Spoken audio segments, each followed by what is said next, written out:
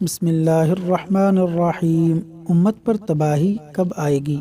رسول اللہ صلی اللہ علیہ وسلم نے فرمایا کہ جب میری امت 5 چیزوں کو حلال سمجھنے لگے گی تو ان پر تباہی آ جائے گی۔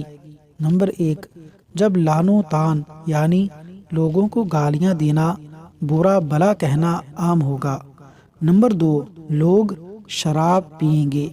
نمبر 3، مرد ریشمی لباس پہنیں گے۔ نمبر 4، جب گانے بجانے کے آلات اور گانے والیاں عام ہو جائیں گی۔ نمبر 5، مرد مرد سے اور عورت سے اپنی جنسی خواہشات کی تکمیل کرنے لگیں گے، یعنی ہم جنس پرستی عام ہو جائے گی۔ معجم الاوسط الطبرانی، حدیث نمبر 2017۔ اللہ تبارک و تعالی محفوظ فرمائے، آمین۔